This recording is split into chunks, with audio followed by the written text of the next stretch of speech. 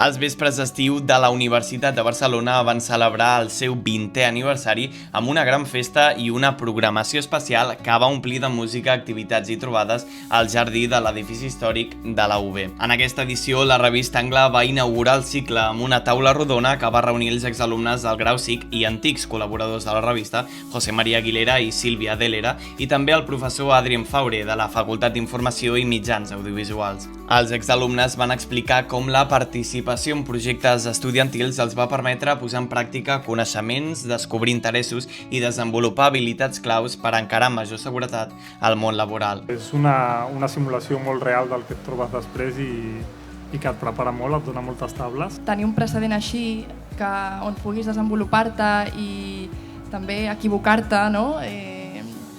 Envoltada de persones que ja hi saben una mica més, doncs crec que és fundamental. Per la seva banda, Adrien va remarcar el paper dels vespres d'estiu com a espai clau per a artistes emergents, així com també el potencial de les iniciatives estudiantils com a espais de col·laboració entre alumnat i professorat, amb el cas concret de Ràdio Fima. Vam buscar una manera de, a part d'altres coses com vincular el món professional amb els estudis, crear un espai comú que va ser aquest canal de ràdio. I és un canal de ràdio on s'hi fan podcast, però l'alumnat és qui crea la programació sense cap mena de censura, és a dir, cap mena de filtre. La conversa va tancar amb una idea compartida. La universitat ha de ser molt més que formació acadèmica, un entorn viu que impulsi la creativitat, el talent jove i la cultura emergent.